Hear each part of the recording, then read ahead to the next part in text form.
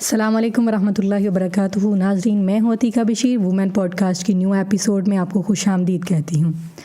ناظرین اکرام، آج کی مہمان وہ ہستی ہیں جنہوں نے بچپن میں قرآن کو سینے سے لگایا اور نوجوانی کی عمر میں تبلیغ کا چراغ اٹھایا اور ازدواجی زندگی میں دین کے قافلے کی رفیق بن کر نوجوان نسل کی تربیت کا بیڑا اٹھایا.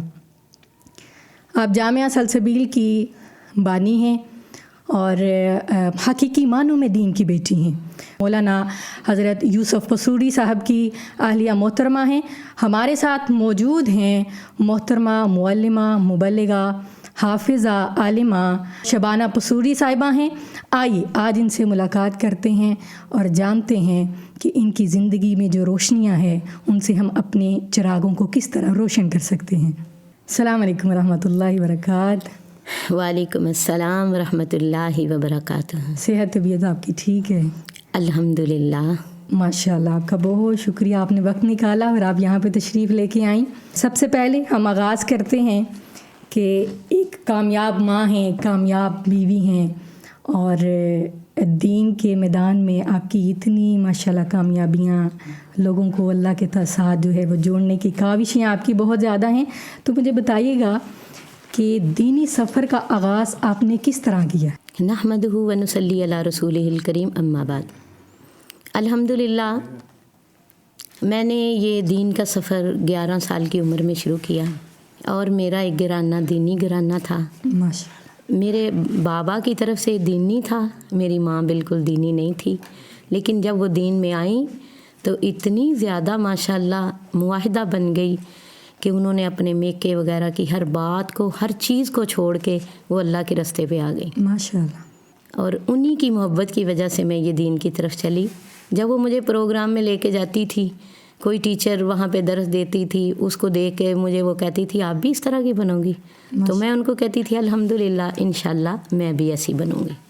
لیکن ان کی قسمت میں نہیں ہوا. جب ہم پڑھنے سے پہلے ہی وہ دنیا سے جا چکی. والدہ محترمہ بھی معلمہ تھی؟ نہیں، والدہ محترمہ ایک عام گھریلو عورت تھی، لیکن وہ پہلے دین کی طرف بھی نہیں تھی. جب میرے بابا سے نکاح ہوا پھر انہوں نے وہ اہل حدیث ہوئیں اور اتنی مضبوط ہو گئی، پھر تو وہ کوئی جمعہ بھی نہیں چھوڑتی تھی اور عام لوگوں کی طرح نہیں تھی. وہ ماشاءاللہ تہجد گزار تھی اور بہت نیک تھی اور بہت جوانی میں دنیا سے جا چکی ہیں. اللہ تعالیٰ ان کی مغفرت فرمائے اور ہم کو ان کا صدقہ جاری آمین. اللہ علیین کا ساتھ نصیب فرمائے. آمین. تو آپ کا جو دینی سفر ہے اس کا آغاز آپ نے کس طریقے سے کیا؟ دینی سفر سب سے پہلے تو میرے بابا کو بہت شوق تھا کہ میں دین سیکھوں. ان کو شوق تھا میرے بیٹے بھی سیکھیں، لیکن بیٹوں میں زیادہ سبقت بیٹیاں لے گئی. بیٹیاں ماشاءاللہ تینوں ہم ادارے کی ماشاءاللہ فارغ ہیں، 3 بہنیں، بلکہ بڑی باجی بھی جو تھی نا انہوں نے بھی 2 سال تک ماشاءاللہ مدرسے میں پڑھا تھا. اللہ تعالیٰ ان کی مغفرت فرمائے. آمین. اور پہلے میں نے حفظ کیا 11 سال کی عمر میں، پھر اس کے بعد میں نے 5 کلاس کے بعد میں نے یہ حفظ مکمل کر لیا کرتے کرتے، اور اس کے بعد میں نے پھر درس نظامی شروع کر لیا. اور درس نظامی کرتے کرتے ادھر شوق آ گیا کہ میں وفاق کروں. پھر میں نے وفاق شروع کر دیا، عامہ خاصہ عالیہ عالمیہ الحمدللہ. پھر اس کے بعد عربی فاضل بھی کیا اور الحمدللہ اب میں ایک ادارہ چلا رہی ہوں. اور یہ میرا طالب علمی دور میں ہی ادارہ شروع ہو چکا تھا. ماشاءاللہ. کتنے سال کی عمر میں؟ یہ تقریباً 13 یا 14 سال کی عمر تھی. تو ادھر میرے ماموں اور ننیال تھے، وہ ادھر ایک فوتگی ہوئی تو انہوں نے نا مجھے وہاں پہ چھوٹا سا درس دینے کے لیے بٹھا دیا. اچھا. جب میں نے درس دیا چھوٹا سا، انہوں نے مجھے واپس نہیں جانے دیا لاہور سے کاموں کی. ماشاءاللہ. انہوں نے کہا آپ ادھر ہی پڑھاؤ گی، اگر جب آپ پڑھ جاؤ گی پھر آپ اڈاریاں مارو گی، آپ ہمارے ہاتھ نہیں آؤ گی. انہوں نے مجھے جگہ بھی وقف کی اور ساتھ بھی دیا. اور جتنی دیر میں پڑھتی رہی، ایک ٹیچر رکھی تھی دروازی بشرا، حاجی بشیر صاحب کی بیٹی تھی، تو اس کو سیلری بھی وہ سب لوگ مل کے دیتے تھے اور درس میں دینے آتی تھی مہینے کے بعد. اور جب یہ میرا کمپلیٹ ہو گیا پھر الحمدللہ میں نے ادارے کو خود ہینڈل کیا. یہ میرا ادارہ ماشاءاللہ 25 سال سے چل رہا ہے. ادارہ سلسبیل؟ ہاں جی، سلسبیل. اچھا، یہ سلسبیل باجی یہ جو نام ہے، یہ نام کس نے رکھا ہے اور اس کا معنی کیا ہے؟ یہ کس طرح سے آپ نے جو ہے وہ مولانا صاحب نے آپ نام رکھا یا آپ نے اس نام کو تجویز کیا؟ یہ ابھی میں طالب علم تھی طالبہ تھی، جی جی۔ میں پڑھ رہی تھی، تو جب یہ ادارہ مجھے ملا، جگہ ملی، تو حافظ صاحب نے استخارہ کیا۔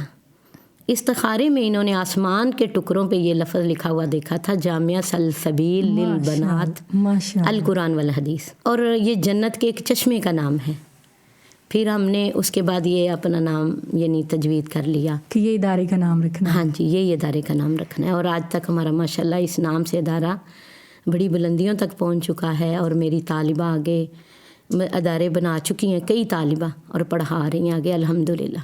ماشاء اللہ ماشاء اللہ۔ محترمہ، آپ کی بچیاں جو ہیں وہ خود مدارس چلا رہی ہیں، تو یہ تربیت کا کیسا ماڈل ہے جس سے وہ آپ کو لگتا ہے کہ مضبوط داعیات بن کے نکل رہی ہیں؟ جی الحمدللہ، ہم سب سے پہلے نا پڑھاتے ہی نہیں، بس ان کی تربیتی کلاس لیتے ہیں ڈیلی بیس میں، کیونکہ جب علم ہوگا نا، اس کے ساتھ تربیت نہیں ہوگی تو وہ آگے جا کے کام نہیں کر سکیں گی، تو لہٰذا ہم اس لیے ان کی تربیت زیادہ کرتے ہیں علم کے ساتھ ساتھ۔ اچھا، علم کے ساتھ تربیت کس حد تک ضروری ہے؟ یہ اسی طرح ہی ہے، اس کا جوڑ کہ تربیت کے بغیر بھی علم بھی نکھارا نہیں جا سکتا۔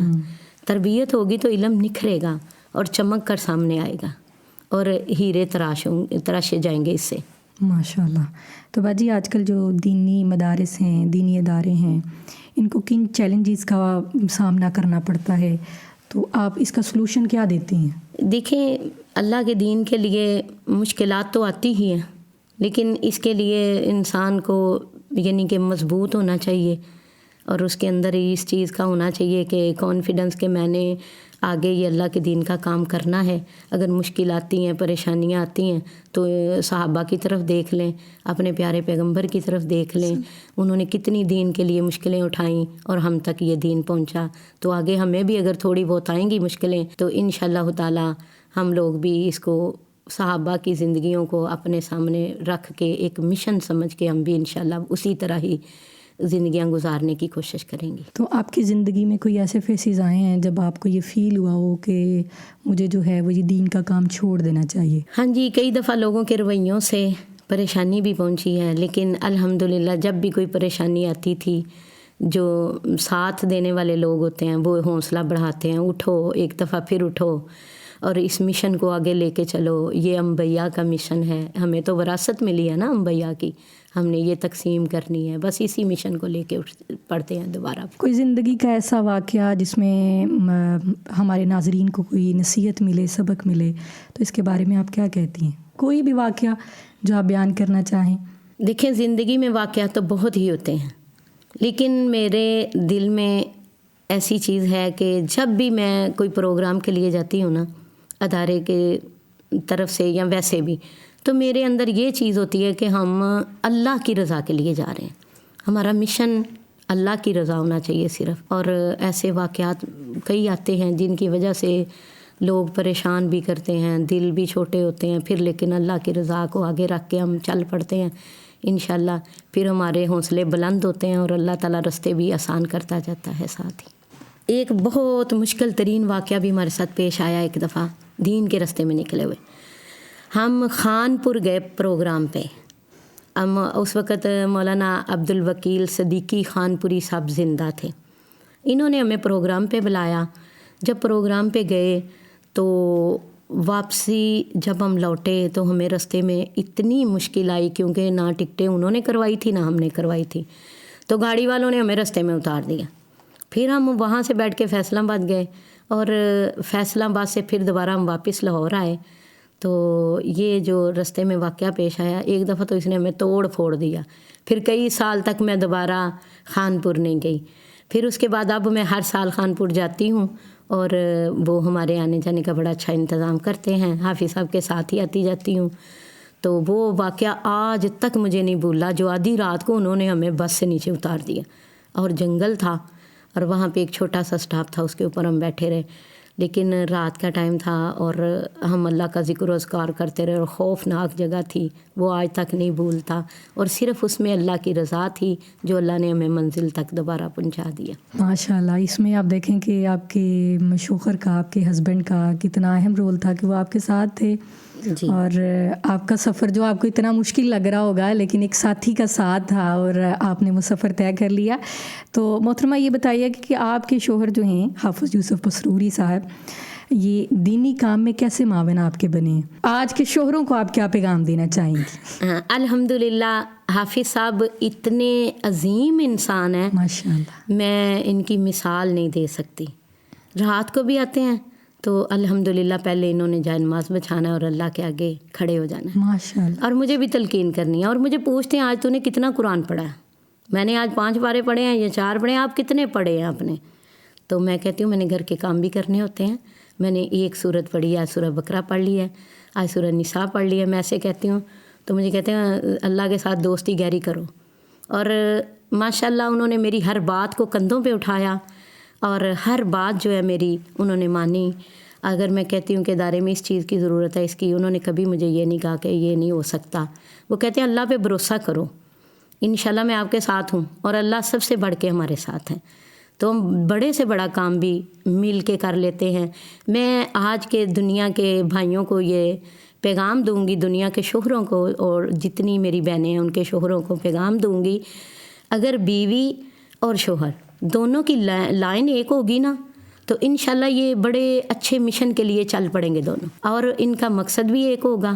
اسی طرح ہمارا بھی مقصد ایک ہے اور ہماری لائن بھی ایک ہے. اسی وجہ سے اللہ تعالیٰ نے ہمیں کامیابیاں دی اور ہم اتنے بڑے ادارے لے کے چل رہے ہیں. اور دنیا میں جس کی بھی بیوی پڑھی ہوئی ہے، اگر اس کو شوہر پڑھا لکھا مل جائے گا تو اور ہی نکھار پیدا ہوگا انشاءاللہ. تو آسانی بھی رہے گی دین کا کام کرنے میں. اگر شوہر کی منزل اور ہوگی بیوی کی اور ہوگی تو پھر تو بہت مشکل پیش آئیں گی. اس لیے حافظ صاحب کی منزل اور میری منزل ایک ہی ہے. وہ خود جتنی کبھی مشکل آ بھی جائے تو مجھے کہتے ہیں میں آپ کو اللہ کے راستے سے نہیں روکوں گا، آپ دین کا کام کریں. الحمدللہ. ماشاءاللہ. تو محترمہ یہ بتائیے گا کہ ناظرین جاننا چاہیں گے جب ایک عورت کا شوہر بھی دین کا رفیق ہو تو گھر اور دین کا نظام جو ہے وہ کیسے ہم آہنگ ہوتا ہے؟ ایک عورت کی بھی وہ فیلڈ ہے، ایک خاوند کی بھی وہ فیلڈ ہے. تو اس چیز کو دونوں چونکہ مائنڈ لیول مل رہا ہے نا، تو جب دونوں کا مائنڈ لیول ملے گا تو پھر یہ نظام کس طرح بہتری کی طرف جا سکتا ہے؟ جی الحمدللہ. یہ سب سے پہلے تو اللہ کی رحمت ہے. بالکل. اس کی رحمت کے بغیر تو ہم کچھ بھی نہیں کر سکتے. تو دونوں لائنوں کو لے کر ہم چلتے ہیں، کیونکہ گھر کے کام بھی مینج کرنا، گھر اور دین 2 پہلو ضرور ہیں لیکن مشن ایک رکھا ہوا ہے میں نے. وہ بھی گھر کا کام بھی ضروری ہے، وہ بھی کرنا ہی کرنا ہے، اور دین کا کام بھی انشاءاللہ یہ تو پہلے ہے. تو لہٰذا اللہ کا شکر ہے دونوں چیزوں کو مینج کر لیتی ہوں، اور اللہ کے فرشتے جیسے مدد کرتے ہیں بندے کی، اسی طرح ہی سارے کام پورے ہو جاتے ہیں. تو ان چیزوں کو آپ کس طرح سے ایک منظم طریقے سے دیکھتی ہیں؟ گھر کی ذمہ داریاں بھی ہیں، پھر خاوند کی بھی ہیں، پھر دین کی تبلیغ کا کام بھی ہے.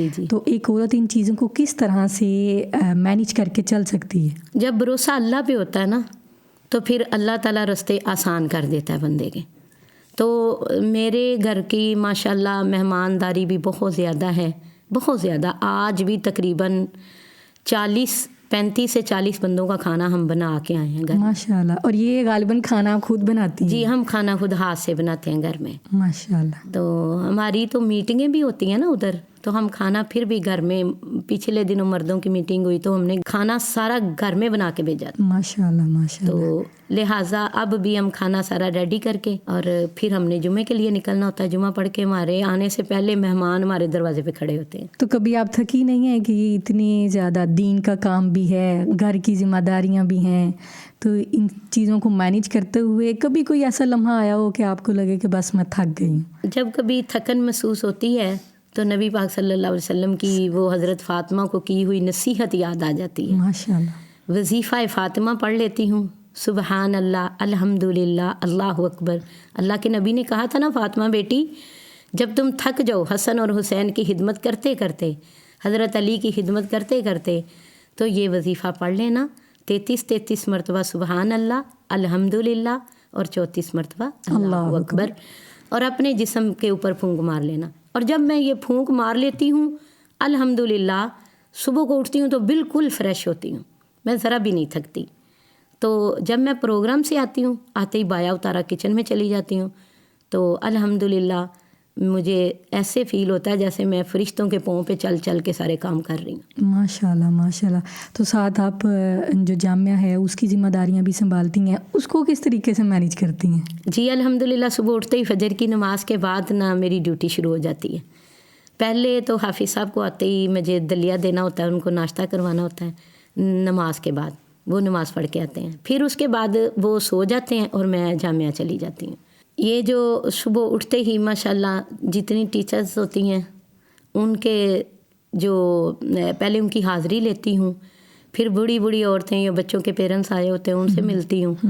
تو جو عورتیں آتی ہیں وہ ترجمہ پڑھنے کے لیے وہ میرے سے مطمئن ہوتی ہیں, تو پھر میں ان کو ترجمہ پڑھاتی ہوں. پھر میرا اتنی دیر کو ٹائم پروگرام پہ جانے کا ہو جاتا ہے, تو پھر میں پروگرام پہ چلی جاتی ہوں. محترمہ, جب آپ سفر کرتی ہیں اپنے ہسبینڈ کے ساتھ تو میاں بیوی کی آپ کی آپس میں گفتگو کیسی رہتی ہے؟ الحمدللہ جب ہم اکٹھے سفر کرتے ہیں اکثر پروگرام کئی جگہوں پہ ہمارے اکٹھے ہوتے ہیں. دن کو آفس میرا ہوتا ہے اور رات کو آفس صاحب کا ہوتا ماشاء ہے. اللہ. یہ 2 دن پہلے نا ہم شکر گڑھ سے آگے ایک گاؤں چانڈا, وہاں پہ ہم گئے ہوئے تھے. دن کو میرا پروگرام تھا, رات کو آفس صاحب کا تھا. پھر ادھر سے ہم سیدھے جڑاں والے آئے. دن کو میرا پروگرام تھا, رات کو آفس صاحب کا. ادھر دعوت تھی جڑاں والا میں, دعوت کھا کے پھر ہم گھر لوٹے. اور بہت اچھا سفر ہوتا ہے. ہم راستے میں قرآن ہی پڑھتے رہتے ہیں. ماشاء اللہ ماشاء اللہ. ایک دوسرے کی ریس کرتے ہیں ہم قرآن میں کہ آپ نے کتنے پارے پڑھے, میں نے کتنے پارے پڑھے. بس ہمارا اٹھنا بیٹھنا چلنا, ہمیں یہی شوق رہتا ہے کہ ہم اللہ سے باتیں کرتے رہیں. قرآن جب بندہ پڑھتا ہے نا اس کی مثال اسی طرح جیسے وہ اللہ سے باتیں کر رہا ہے. محترمہ, آپ سفر کرتی ہیں اپنے ہسبینڈ کے ساتھ اور پھر سفر کے دوران آپ قرآن پڑھتی ہیں, وہ بھی پڑھتے ہیں, اور آپ نے بتایا کہ ہم ایک دوسرے کے ساتھ جو ہیں وہ بیٹ لگاتے ہیں کہ کس نے قرآن جو ہے وہ زیادہ پڑھا ہے. تو یقیناً یہ سفر بہت خوبصورت سفر ہوتا ہے. تو کبھی ایسے ہوا ہے کہ انہوں نے آپ سے فرمائش کی ہو کہ مجھے یہ فلاں جگہ سے آپ سناؤ, یا ایک دوسرے سے آپ قرآن سنتے ہوں, یا بچوں نے آپ سے فرمائش کی ہو اماں جان میں نے آپ سے یہ قرآن سننا ہے, یہ والی صورت سننی ہے, تو آپ نے ان کو قرآن سنایا ہو؟ جی الحمدللہ اللہ کا شکر ہے. ہم جب سفر اکٹھے کرتے ہیں نا تو رستے میں حافظ صاحب کوئی حدیث پڑھی ہو تو مجھے بتاتے ہیں شبانہ تقریر میں آج یہ بیان کرنا. ماشاء اللہ. تو میں پھر اس کو کر لیتی ہوں, پک کر لیتی ہوں. تو اگر گھر میں بیٹھتے ہیں تو میرا عتیق الرحمان ماشاءاللہ بڑا قابل بیٹا ہے, تو وہ آج کل حدیث بھی پڑھا رہا ہے میرے جامعہ میں, بخاری شریف وہی پڑھاتا ہے. نیچے بچوں کا ہمارا ادارہ ہے اس میں بھی وہ پڑھا رہا ہے عتیق الرحمان. تو وہ مجھ سے فرمائش کرتا ہے کبھی کبھی, پھر میں ان کو کوئی حدیث یا اللہ کے قرآن کی کوئی آیات یا کوئی شعر سناتی ہوں اور وہ بہت خوش ہوتا ہے ماشاءاللہ. تو حافظ صاحب کبھی سفر میں ہوتے ہیں, یہ بھی مجھے کہتے ہیں شبانہ آج تو مجھے نعت سنا, تو میں ان کو سناتی ہوں. اچھا. تو کبھی کبھی میں بھی ان کو کہتی ہوں حافظ صاحب آج مجھے یہ شعر سنائیں, بڑے اچھے لگ رہے ہیں مجھے, تو وہ پھر سناتے ہیں اور وقت اور بھی خوشگوار گزرتا ہے. ماشاء اللہ, کتنا حسین اور کتنا اچھا ہے. دیکھیں کہ دین کے لیے سفر, اور میں کہتی ہوں کہ آپ کی گاڑی کے ساتھ فرشتے بھی چل رہے ہوتے ہیں. الحمدللہ ایسا ہی ہے. قرآن جہاں پڑھا جائے وہ فرشتے آ کے سنتے ہیں. جی جی. تو آپ کے سفر میں فرشتے آپ کے ساتھ ہی ہوتے ہیں. اللہ اکبر کبیرہ. تو آپ کیا سمجھتی ہیں کہ ایک شوہر کا کردار کیسا ہونا چاہیے بیوی کے لیے کہ وہ آپ کے دین کا بہترین معاون ثابت ہو؟ جی بالکل. شوہر کو نا اپنی بیوی کی, اگر دین والی اس کی بیوی ہے تو اس کے تمام جو یعنی اس کی خواہشیں ہیں کہ میں دین میں یہ کروں, اس کو اپنے کندھوں پہ اٹھانا چاہیے کہ میں اس کو ضرور پورا کروں گا. تو لہٰذا یہ ایک ریل گاڑی کے 2 پہیے ہوتے ہیں, اگر یہ دونوں ہی دین والے ہوں گے تو پھر یہ اچھی زندگی گزرے گی. تو اس لیے ہماری زندگی ایک مثالی زندگی ہے. اور میں خدمت کے لیے بھی یہ نہیں کہ میں بس درس دیتی ہوں, میں حافظ صاحب کی بہت خدمت کرتی ہوں اور دل سے عزت کرتی ہوں ان کی, کیونکہ دنیا ان کی عزت کرتی ہے اور میں بھی ان کی عزت کرتی ہوں. تو لہٰذا وہ بھی میری بہت قدر کرتے ہیں. اللہ کے دین میں میرے بہت معاون ہے, جو مجھے ضرورت پڑی جامعہ میں انہوں نے پوری کرنی ہے. تو اگر دین والا ہی شوہر ہوگا تو وہ دین کی قدر کرے گا, اسے علم ہوگا کہ میں نے دین کی قدر کرنی ہے, میں نے اس کے ساتھ چلنا ہے پاؤں سے پاؤں ملا کے, تو پھر زندگی آسان ہو جاتی ہے. نہیں تو محترمہ, جن کو اب دین والے نہیں ملے ہیں وہ خواتین کیا کریں؟ بھئی کئی لوگ دین والے نہیں بھی, لیکن وہ دین کے ساتھ معاون بن جاتے ہیں بیویوں کی اچھی صحبت کی وجہ سے, اچھے رویے کی وجہ سے, اگر عورت جو ہے نا وہ اچھی رہے گی تو وہ خود، میں نے کئی ٹیچریں ایسی سنی ہیں وہ مجھے بتا رہی ہیں کہ باجی اپنے شوہر کو میں نے قرآن بھی خود پڑھا ہے. ماشاء اللہ ماشاء اللہ. کئی ٹیچریں میں نے ایسی بالکل دیکھی ایسی ہیں. بہت سی مثالیں ہیں ہاں اس میں. بڑی مثالیں ہیں ایسی دنیا میں جو یعنی کہ اچھی صحبت اور اچھے رویے کی وجہ سے اپنے شوہر کو ساتھ لے کے چلتی ہیں اور وہ چلنے لگ جاتے ہیں. جب وہ دین کے ساتھ جڑ جاتے ہیں تو ماشاءاللہ وہ بڑے معاہد ہو جاتے ہیں. تو آپ کیا سمجھتی ہیں آج کل کے جو ہمارے نوجوان نسل ہے، اگر انہوں نے انتخاب کرنا ہے لڑکی کا تو کس چیز کو شریعت کے مطابق جو ہے وہ ترجیح دینی چاہیے؟ پہلے محترمہ دیکھیں، پہلے دین کو اہمیت دینی چاہیے. اگر دین ہوگا اس میں دنیا بھی اللہ دیتا ہے اور آخرت بھی دیتا ہے. یہاں پہ نا وہ حدیث بھی آپ جو ہے وہ بیان کر دیں جو نبی پاک صلی اللہ علیہ وسلم نے فرمایا کہ رشتہ کرتے ہوئے 4 چیزوں کو دیکھنا چاہیے. ہاں، نبی پاک صلی اللہ علیہ وسلم نے فرمایا 4 چیزوں کو دیکھنا چاہیے رشتہ کرتے ہوئے. پہلے نمبر پہ دین، خاندان، برادری اور حسن و جمال اور مال. یہ 4 چیزیں ہیں. تو لہٰذا ان 4 چیزوں میں سب سے اہمیت جو ہے وہ دین کو دینی چاہیے. تو انشاءاللہ تعالیٰ جب یہ 4 چیزیں ہوتی ہیں تو پھر اللہ تعالیٰ کامیابی دے دیتا ہے. بالکل ایسے ہی ہے. تو آپ ماشاءاللہ عمرے پہ بھی جا رہی ہیں. ہاں میں انشاءاللہ 4 تاریخ. تو میں کہتی ہوں یہ اسی چیز کی برکت ہے، آپ نے اللہ کے قریب ہیں، آپ سب اللہ کے قریب ہیں تو عمرے پہ آپ جاتی رہتی ہیں. غالباً آپ ہر سال جاتی ہیں؟ سال میں 2 3 دفعہ. تو آپ اکیلی جاتی ہیں؟ نہیں، الحمدللہ میں حافظ صاحب کے ساتھ جاتی ہوں اور ہر سال ہم خاندان میں ایک بندے کو عمرے پہ لے کے جاتے ہیں ساتھ فری میں. تو اس سال ہم 2 نندوں کو لے کے جا رہے ہیں، اپنی 2 نندیں، حافظ صاحب کی 2 بہنیں. ماشاء اللہ. تو یہ آپ لے کے جاتی ہیں کہ حافظ صاحب لے کے جاتے ہیں؟ چونکہ مجھے اس چیز کا انداز ہے کہ آپ فائنینشلی اسٹرانگ ہیں. الحمدللہ مال کی وجہ سے میں اسٹرانگ ہوں ماشاء اللہ. تو دوسرے نمبر پہ ایسا ہے کہ ہم دونوں ہی مینج کر کے ساتھ لے کے جاتے ہیں. تو مطلب یہ آپ نے کرائیٹیریا بنایا ہے کہ ہم نے سال میں ایک بار جانا ہے تو کسی نہ کسی ممبر کو، فیملی والے کو ہم نے ساتھ لے کے جانا ہے. اصل میں نا سبھی ہمیں کہتے رہتے تھے آپ کی باری ہے، ہماری کب آئے گی، ہماری کب آئے گی. تو پھر ہم نے اپنے ذہن میں سوچا کہ کیوں نہ ہو کہ جو خاندان میں بہت غریب ہیں یا جو یعنی نہیں جا سکتے خود. اب دیکھیں نا عمرہ بھی تو اتنا مہنگا ہو گیا نا، پہلے عمرہ بھی سستا ہوتا تھا. تو ہم نے یہ ذہن بنا لیا کہ ہم بہنوں کو، بھائیوں کو ایک ایک کو آہستہ آہستہ اللہ کا گھر دکھاتے جائیں گے. اور یہ مشن لے کے ہم چلے ہوئے ہیں الحمدللہ. ماشاء اللہ. تو محترمہ کبھی کسی باہر والے نے نہیں کہا ہے کہ آپ فیملی ممبرس کو لے کے جاتے ہیں تو میری عمرہ کرنے کی خواہش ہے؟ بالکل، باہر والے بھی کہتے ہیں. ہمارے ڈرائیور صاحب ہیں مرتضیٰ وڑائے صاحب، وہ بھی ان کو بھی اور ان کی اہلیہ کو بھی عمرہ کروایا حافظ صاحب نے. اب پھر وہ کہہ رہے ہیں باجی میں نے عمرہ کرنا ہے. تو اس کے علاوہ اور بھی کچھ لوگ ہیں، حافظ صاحب ان کو گاہے بگائے پیسے دیے عمرے کے، وہ جاتے رہے عمرے. تو یہ ماشاءاللہ کس طرح سے آپ کی سوچ جو ہے وہ آپ کو آئی ہے کہ ہم نے یہ کام شروع کرنا ہے؟ دیکھیں جب میں اللہ کے گھر گئی نا تو میں نے کہا اللہ کو، اللہ میں نہیں جانتی، نہ میرے پاس مال ہے نہ میرے پاس پار ہے، لیکن میری محبت بڑی ہے بیت اللہ سے، یہ تو جانتا ہے اور اللہ تو جانتا ہے یا میں جانتی ہوں اور کوئی نہیں جانتا. تو اگر مجھے اتنی محبت ہے، اتنی چاہت ہے تو پھر باقی مسلمانوں کے دلوں میں بھی تو بڑی ہوگی نا. تو میں سوچتی ہوں اگر میرا دل چاہتا ہے بیت اللہ جانے کو تو سب کا چاہتا ہے. تو پھر ہم نے سوچا چلو بہت بڑا تو ہم کام نہیں کر سکتے، چلو جتنا ایک قطرہ ہی صحیح ہمارا، اس لیے ہم نے ایک قطرہ شروع کر دیا ہوا، ایک ایک کو لے جاتے ہیں. اللہ تعالیٰ مزید ہمیں توفیق دے تاکہ ہم پورے خاندان کو آہستہ آہستہ عمرہ کریں. ماشاء اللہ. اور غالباً آپ کی گفتگو سن کے آڈینس بھی کہیں گے کہ ہمیں بھی عمرے پہ لے جائیں. تو انشاءاللہ ہم نے اللہ پہ یعنی کہ اتنا توکل کیا ہوا کہ اگر اللہ ہمیں طاقت دے گا تو ہمارے جو قریبی جو ہمارے ساتھ روزمرہ ہماری خدمات کرتے ہیں، ہمارے ساتھ چلتے ہیں، ہم کوشش کریں گے ان کو بھی کرائیں گے انشاءاللہ. آمین آمین. اللہ یہ سب کو توفیق دے، سب کو اپنا گھر دکھائے.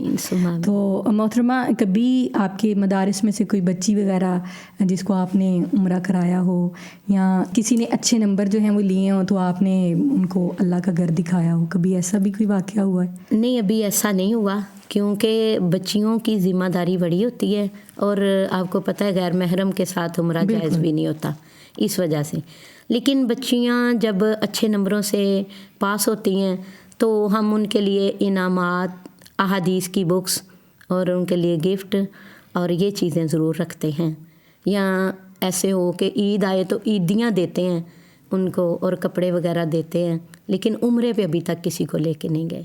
آپ کے جامعہ میں کتنی طالبات جو ہیں وہ تعلیم حاصل کر رہی ہیں؟ یہ وفاق کی جو طالبات ہیں نا یہ تقریباً 114-15 تک ہیں. تو جو حفظ کی ہیں نا وہ ماشاءاللہ 51 تک طالبہ ہیں. ماشاء اور اللہ. اس دفعہ 11 بچیوں نے میریوں نے ماشاءاللہ حفظ مکمل کیا. اور ہر سال ماشاءاللہ بخاری شریف کا جو بیچ فارغ ہو کے جاتے ہیں، کبھی 10 بچیاں، کبھی 8 بچیاں، کبھی 5 بچیاں ایسے. ہاسٹلائز بھی ہیں؟ جی بالکل ہاسٹل کی تقریباً 55 ہاسٹل میں. ماشاء اللہ ماشاء اللہ. تو محترمہ یہ چیز دیکھنے میں آئی ہے کہ جو پیرنٹس ہیں وہ اپنی بچیوں کو مدرسے میں بھیجنے سے جھجکتے ہیں، تو آپ ان کے دل میں جو ہے وہ کس طرح اعتماد بحال کرتی ہیں، بٹھاتی ہیں کہ اپنی بچیوں کو مدارس میں بھیجیں؟ جب وہ لوگ آتے ہیں نا تو ماحول کو دیکھتے ہیں پہلے. تو میں نے وہاں پہ باقاعدہ طور پہ اپنے بعد نا ایک نائب مقرر کی ہوئی ہے. وہ ایک ماں کی طرح ان کی دیکھ بھال کرتی ہے. اور دوسرے نمبر پہ والدین کے دلوں میں اس چیز کی محبت کو پہلے پیدا کیا جاتا ہے، قرآن کی محبت کو، اللہ کی محبت کو. ہم کہتے ہیں کہ اگر آپ کے بچوں کے دلوں میں للہیت ہے، اللہ کا ڈر ہے، تو وہ جہاں بھی رہیں گے نا وہ صحیح رہیں گے. اگر آپ کے بچوں کے دلوں میں اللہ کا خوف نہیں ہے نا تو وہ گھروں میں بھی آپ ان کی حفاظت نہیں کر سکتے. تو لہٰذا جب والدین دیکھتے ہیں ادارے کی تمام سیکورٹی اور محبت اور پیار اور خلوص، تو پھر والدین اپنے بچوں کو داخل کروا کے جاتے ہیں. بڑی بڑی دور سے بچیاں ماشاءاللہ شکر گڑھ سے، نارووال سے، شرک پور سے، بڑی بڑی دور سے بچیاں میرے پاس پڑھتی ہیں، ہاسٹل میں رہتی ہیں. ماشاء اللہ. اللہ تعالیٰ آپ کے ادارے میں برکت عطا فرمائے اور آپ سے دین کا زیادہ زیادہ کام لے. آمین. مجھے یہاں پہ ایک بات یاد آ رہی تھی. ریسنٹ جب ہماری سیٹنگ ہوئی تھی اور ہم بیٹھے ہوئے تھے تو آپ یہ بات کر رہی تھی، آپ بہت بیمار تھی، تو آپ کا سارا جو ہے وہ علاج وغیرہ چل رہا تھا، شاید آپ کی مینٹل ہیلتھ کا ایشو تھا.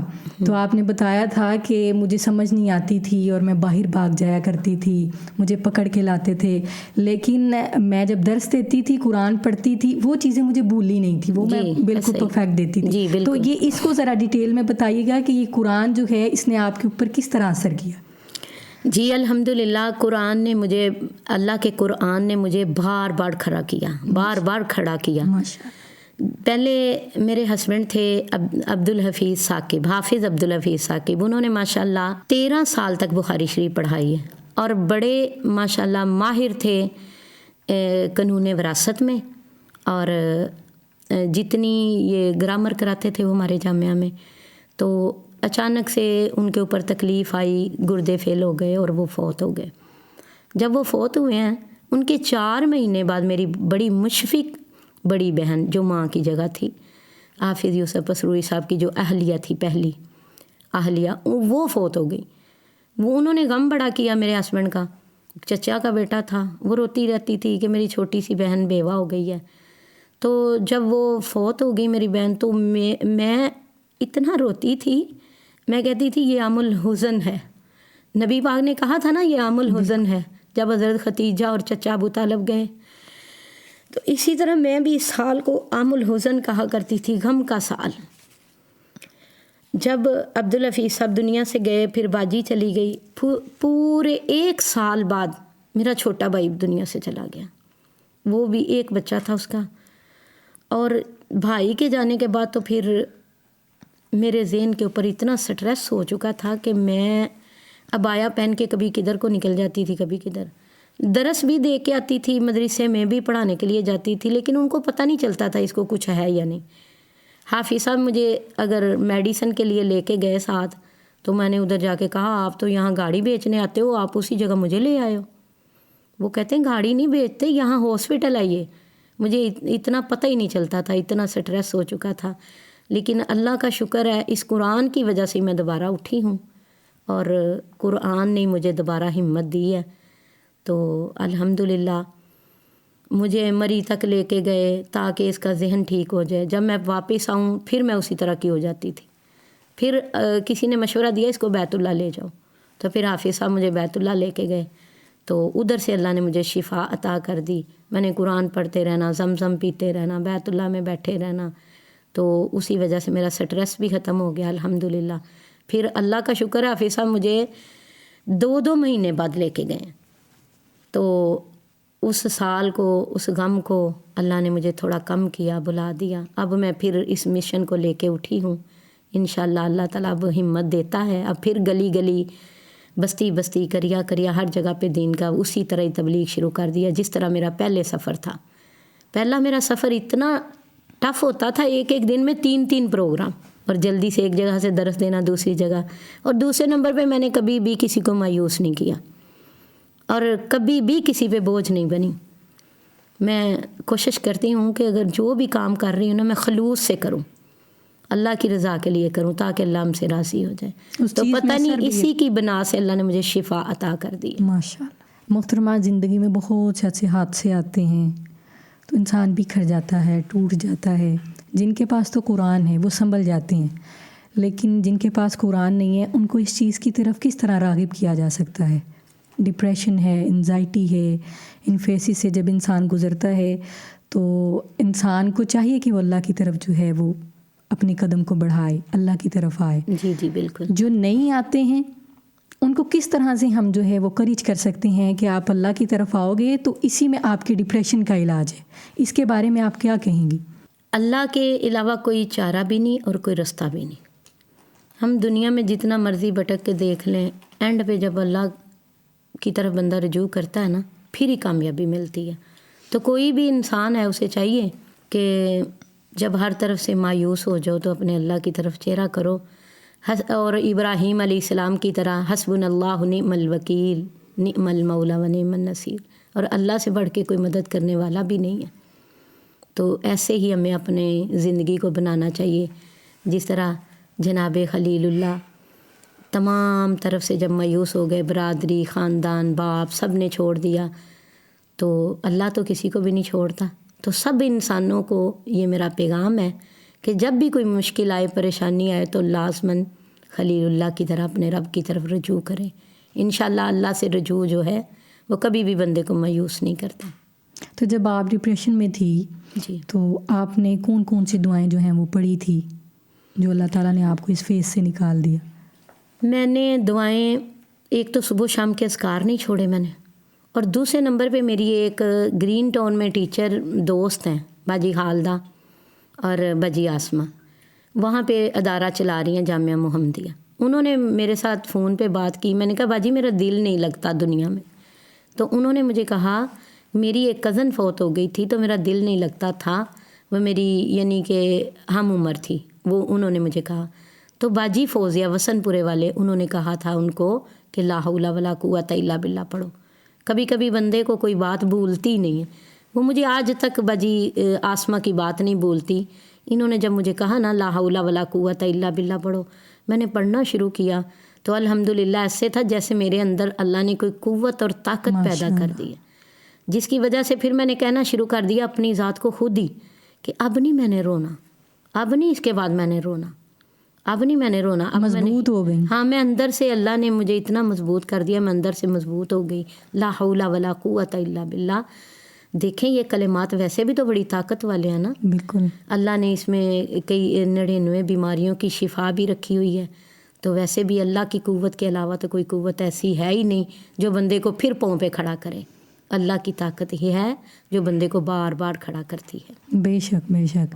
تو محترمہ آپ معلمہ ہیں، ماں ہیں، بیوی ہیں، دائیاں ہیں، تو ان 4 پہچانوں میں سب سے زیادہ آپ روحانی سکون جو ہیں وہ کہاں محسوس کرتی ہیں؟ معلمہ اور ماں اور یہ سارے اپنی جگہ پہ، لیکن ایک طالبہ بن کے علم کو سیکھ کر جب بندہ دوسروں کو سکھاتا ہے اس میں بہت مزہ آتا ہے زندگی کا. ماشاءاللہ. علم سیکھنے سے نہیں بڑھتا، سکھانے سے بڑھتا ہے.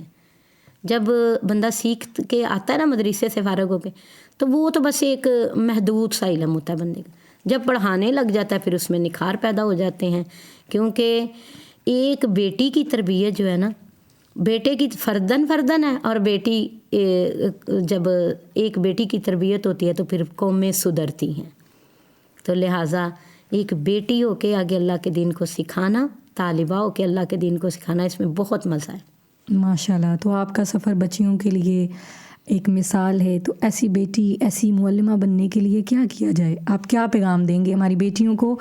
یقیناً گفتگو سن کے ان کے دل میں آئے گا کہ وہ بھی جو ہے وہ دین کے لیے کچھ کریں، دین کے لیے اپنا علم حاصل کریں.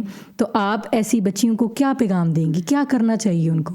سب سے پہلے میں اپنی بیٹیوں کو، اپنی بہنوں کو، اپنی ماؤں کو جو یعنی کہ ہمارا یہ سن رہی ہیں، تو میں ان کے لیے یہ پیغام دوں گی کہ اخلاص کو آگے رکھیں. اگر خلوص سے نیت ہے تو سب کچھ ہے، اگر نہیں ہے تو کچھ بھی نہیں ہے. یعنی ہر چیز دنیا نہیں ہوتی. اخلاص کو آگے رکھیں اور اس مشن کو لے کے چلیں. انشاءاللہ جو بچیاں ہیں ان کے دل میں بھی یہ جذبہ پیدا ہوگا کہ جب اللہ نے ہمیں اجر اتنا بڑا دینا ہے تو دنیا کی یہ معمولی چیزیں کیا حیثیت رکھتی ہیں. تو پھر انشاءاللہ وہ بچیاں اس مشن کو لے کے آگے چلیں، بہنیں آگے لے کے چلیں اس مشن کو، دین کے لیے کچھ کر سکیں. دیکھیں پیغام ٹی وی نے نا آج کل ایک بہت خوبصورت انہوں نے یہ جو ممبرشپ شروع کی ہے، میں سب بہنوں کو کہوں گی اس میں اپنے آپ کو ضرور ایڈ کریں تاکہ ہم دین کا ایک حصہ بن کے اور بہت بڑا مشن لے کے چلیں. دوسرے لوگوں نے اپنی عورتوں کو اور اپنے مشن کو وہ لوگ اتنا لے کر آگے چلے ہیں.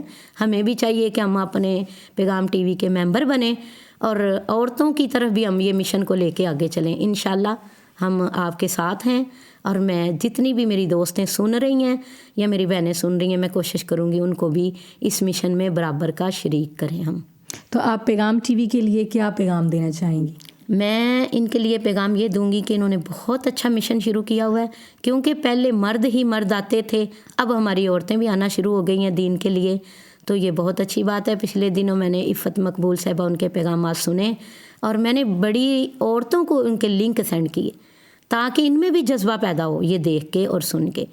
تو یہ بہت اچھا انہوں نے یہ کام شروع کیا ہوا دین کے اوپر. اللہ ان کی محنتوں کو قبول فرمائے، اللہ ہماری جماعت کو کامیابی دے اور اللہ یہ پیغام ٹی وی کو آگے لے کر چلائے. آپ کی زندگی کا کوئی ایسا واقعہ جہاں پہ آپ نے درس دیا ہو اور اس کے بعد آپ کے پاس کوئی آیا ہو یا بعد میں کسی نے آپ تک رسائی حاصل کی ہو کہ میں نے جو ہے وہ اپنے یہ کام کرتی تھی، اس ٹریک پہ تھی اور میں نے اپنا ٹریک جو ہے وہ دین کی طرف بدل لیا؟ جی الحمدللہ ایسے ہزاروں واقعات پیش آئے ہیں. ایک تو جب سے میں نے دین کا کام شروع کیا نا تو گجر برادری کے بہت زیادہ لوگ ہمارے ارد گرد رہتے تھے نسبت روڈ پہ. وہ بہت زیادہ رسم و رواج کیا کرتے تھے، شادیوں پہ اتنے رسم و رواج ان کے.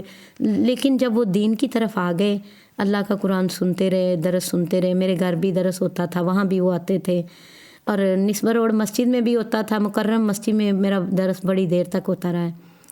تو وہاں پہ سن کے وہ ماشاءاللہ ان کے گروہ کے گروہ، ایک دو نہیں، گروہ کے گروہ 35 40 عورتیں ایسی آئیں دین کی طرف ماشاءاللہ.